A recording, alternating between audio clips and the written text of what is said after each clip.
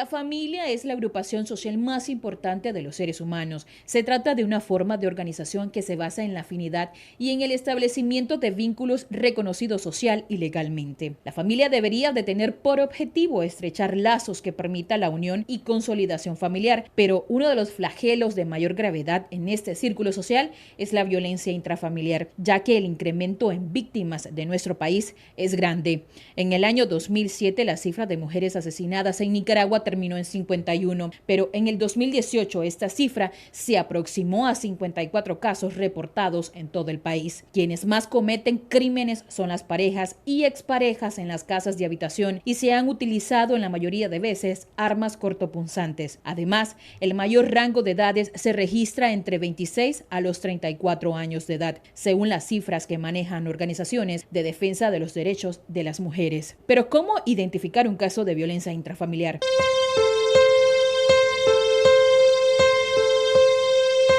Estas y otras interrogantes serán abordadas en nuestra siguiente entrevista. Para Acción 10 en la mañana, Jacqueline Cáceres.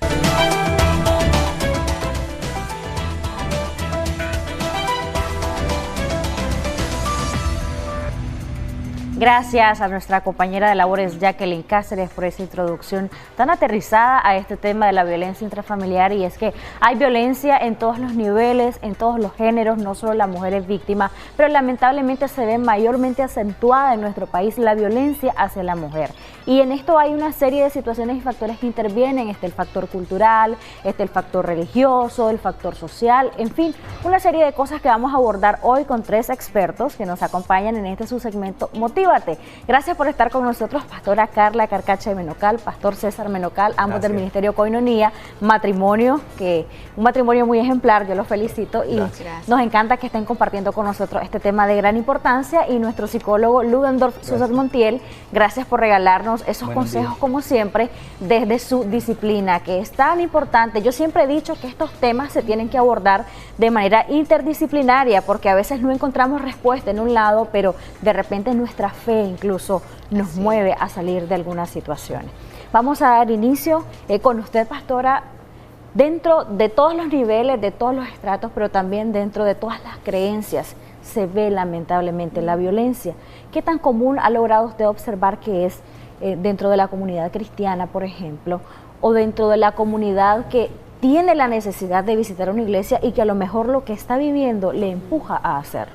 Ok, podría decir que en los años de pastoreo he visto, por decir así, de entre 100 familias, un caso dentro de la iglesia cristiana de violencia intrafamiliar. Gracias a la bondad de Dios, pues ha sido muy bajo, ¿verdad?, el rango de violencia intrafamiliar. Sin embargo, a nivel poblacional, ¿verdad?, tenemos más casos constantemente. Y creo que es muy importante tomar este dato porque nos damos cuenta que entre más la persona teme a Dios, es menos propensa a ejercer violencia en contra de otro ser humano. Y eso es los datos que yo manejo dentro de lo que es la iglesia.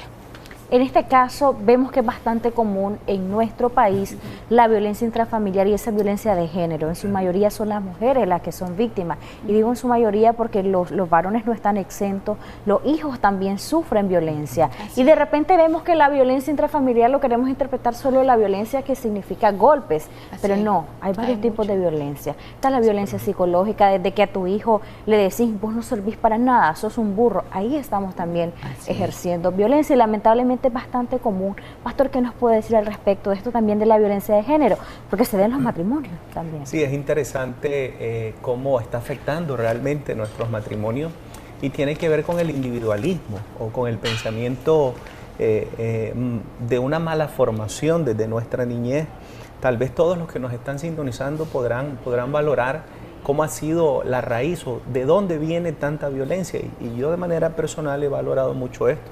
Y lo digo desde mi punto de vista, de mi carácter, de mi naturaleza como hombre, y puedo entender que siempre hay una raíz.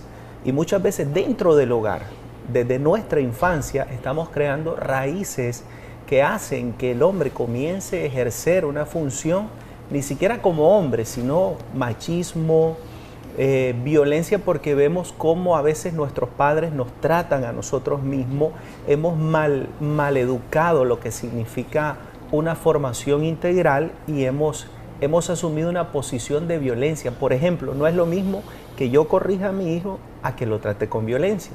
Entonces, desde el núcleo de la familia ya estamos cimentando esta raíz que trae violencia en el futuro intrafamiliar, como bien lo decías. Eso no es solo con la mujer, está también con los hijos o con ancianos. He sido testigo de cómo hijos adultos maltratan a sus padres, ancianos. Los corren de la casa, Exacto. los dejan a la intemperie. Hay mucha influencia contraria a esto. ¿Por qué?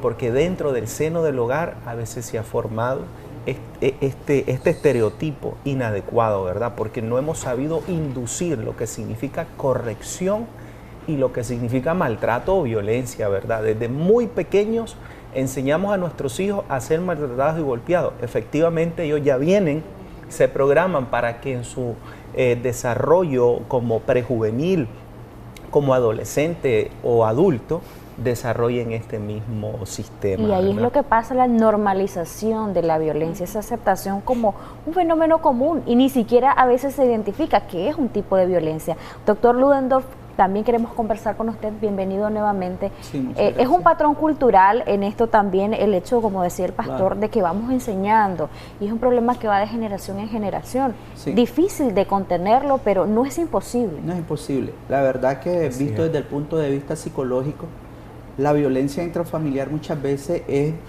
difícil de detectar, porque se está estableciendo al comienzo como algo que es normal. Y lamentablemente eso va en aumento. Uno de cada 10 adolescentes, por ejemplo, violenta a su novia desde el noviazgo, la está violentando. Y no nos damos cuenta, simplemente por el enamoramiento creemos de que eso es amor y hay algunas distorsiones de lo que es amor. Denos ejemplos para poner ahí unos asteriscos, enumerar aquella jovencita que nos está viendo en este momento y que a lo mejor está siendo víctima de violencia, pero la tiene tan naturalizada que no lo identifica. Ahora bien, pueden aparecer dos factores importantes. Un patrón de conducta que se vio en la casa de esa jovencita y entonces cuando se encuentra con un adolescente que la trata igual, ella cree que eso es normal. Exacto. Entonces está el patrón de conducta ya está establecido en la mente como algo normal. Si no fuera así, que ella no ha tenido violencia, que pertenece a un hogar cristiano, que es de buenos modales y buena conducta, se encuentra un adolescente, se enamora, entonces ella cree que el enamoramiento es azarearla en público. Esos son algunos síntomas que debe de evitar un adolescente, que le revisa a cada momento sus utensilios, su bolso, y que quiere a la fuerza que le preste el celular, que no la deja que tenga amigos, que no le deja que tenga amigos o amigas. Todos esos patrones de conducta son señales de que ahí hay violencia, de que no va a ser un noviazgo completamente sano, sino contaminado con este tipo de acoso, porque el acoso simplemente se vuelve en miedo y la persona puede caer incluso en depresión y puede encerrarse en su propio domicilio y no salir.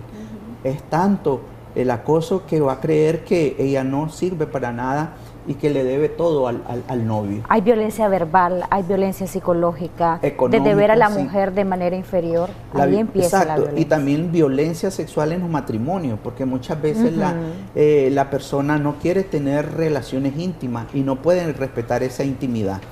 También hay lo que se llama violencia patrimonial, amenazar con querer quitarle la casa. Con no darle dinero a la esposa, como que si fuese un favor. Exactamente. Entonces, cuando son las finanzas del hogar, ¿no? Sí, y donde los hijos le corresponden a los dos. Es una cosa de que no es mío, no es solo tuyo, sino que hijo es de nosotros. Entonces, esa es una forma de violencia. Pero, ¿qué hacer? Estamos hablando de esto. ¿Qué hacer? Por lo menos, cuando empieza la violencia, usted tiene que parar. Porque si usted no para desde el comienzo, eso va a ser más repetitivo y va a ser más violento.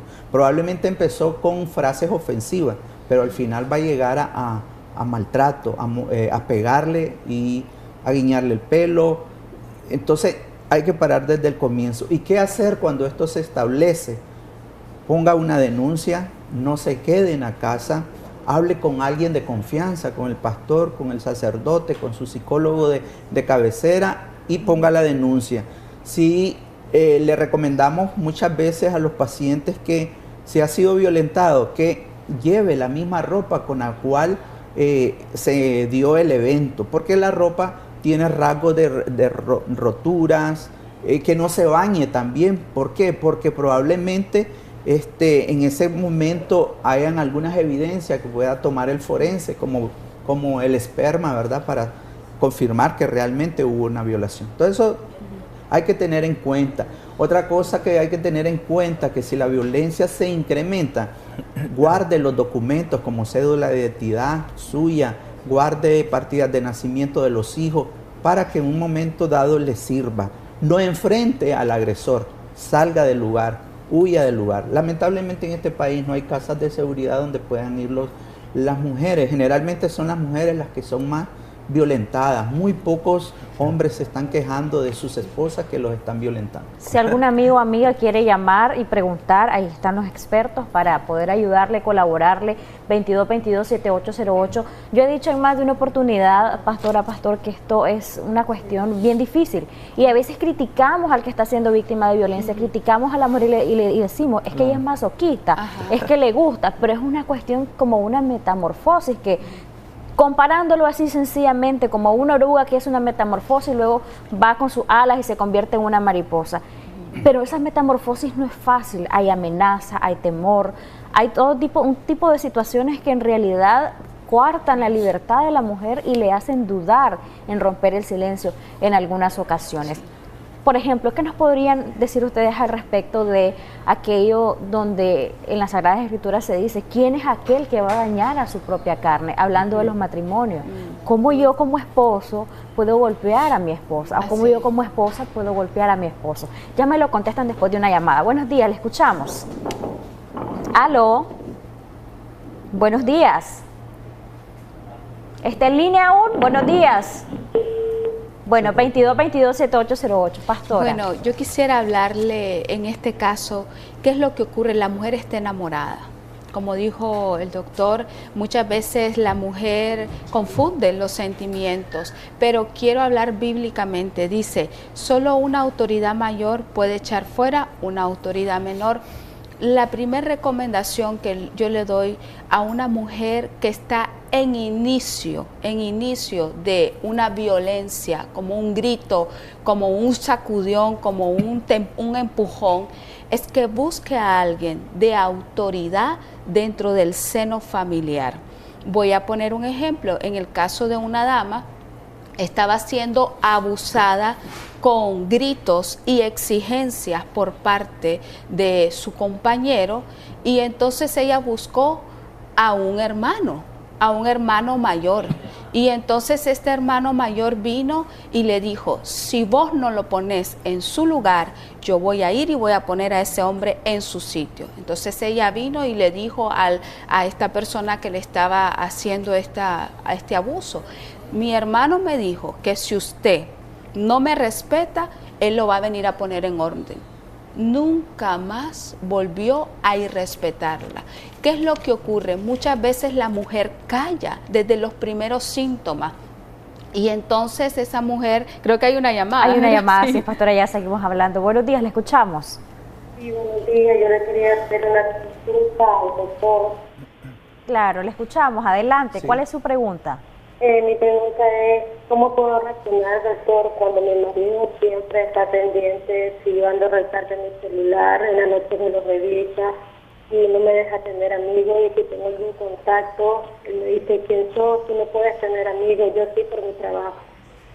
O sea, que él sí puede tener amigos, pero usted definitivamente no. No, ¿Qué edad tiene usted? 32 años. ¿Cuánto tiempo tiene de relación, de pareja con él? Tengo 15 años de vivir con él. 15 años. ¿Siempre ha sido así él? No, últimamente es más posesivo. ¿Cómo dice? Últimamente ha sido más posesivo. Okay. ¿Ha habido algún fenómeno que haya provocado, analice usted quizás, que haya provocado esta actuación en él? ¿Celos de por medio?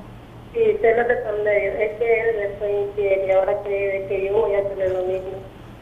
él le fue infiel y él cree que usted se va a desquitar de esa infidelidad. Regálenos, por favor, sus datos a lo interno. Muchas gracias por la confianza, por llamarnos. Quizás los tres pues claro. le responden a ella. Primero usted, doctor. Hay que buscar, ¿verdad?, el origen, la causa por la cual está sucediendo eso.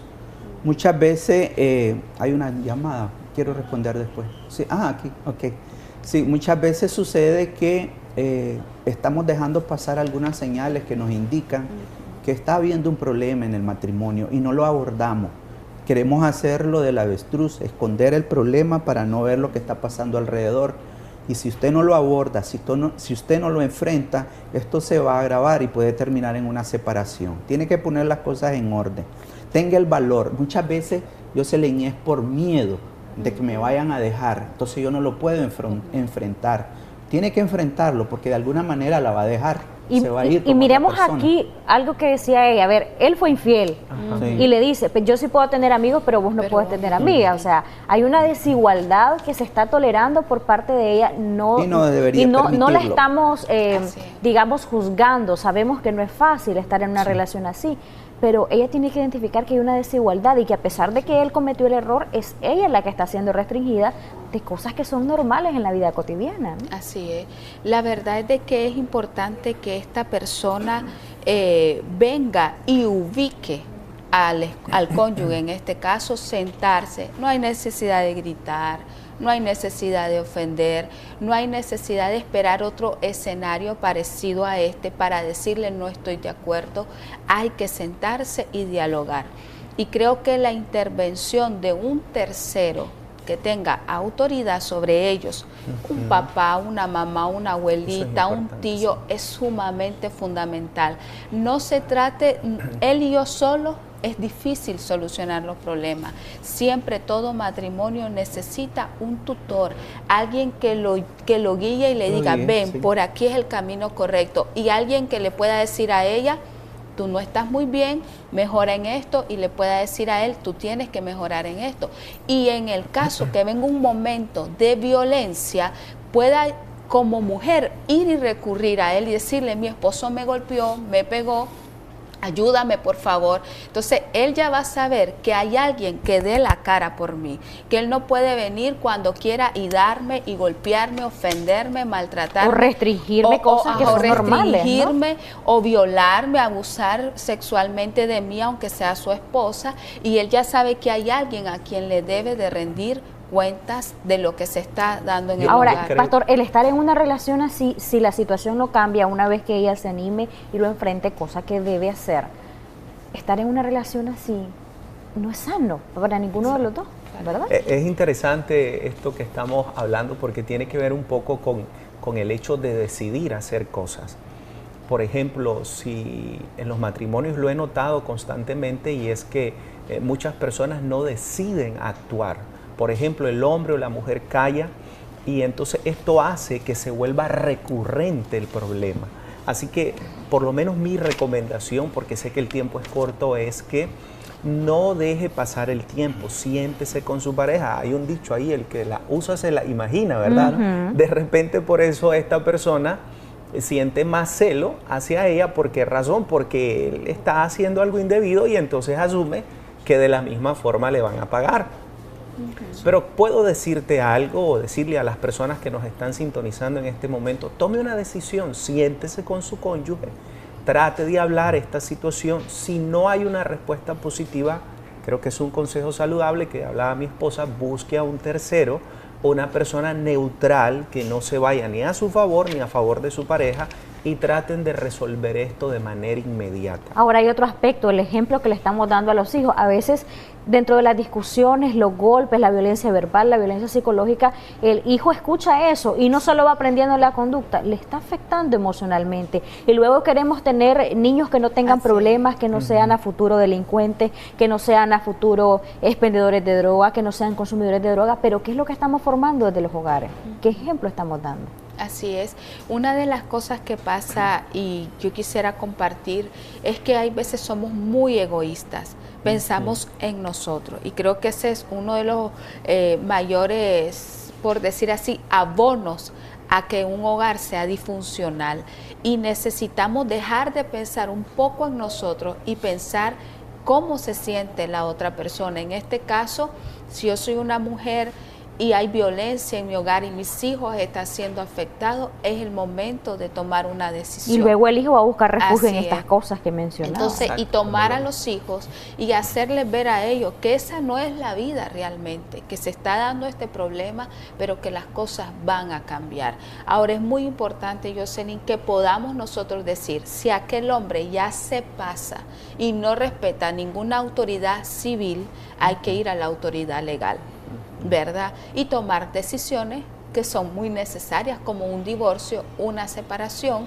para proteger a esos pequeños, porque es más valioso el futuro de ellos que estar en riesgo, porque de repente no sería, como oímos en el reportaje al inicio, podría ser una más de la lista de que murió asesinada por el esposo, porque la violencia hace de que un día es un espíritu, entonces de que un día se manifieste a un nivel aún mayor, superior. Ya me golpeó el ojo, ya me abusó en la intimidad, ya de repente golpeó a los niños, pero un día se le metió y dijo, hoy se va ella y se van los niños. Y de repente vemos que se da en la noticia y aparece, murió asesinada, murieron asesinados y después él se tomó algo y ahí quedó la familia. Entonces no necesitamos llegar a eso.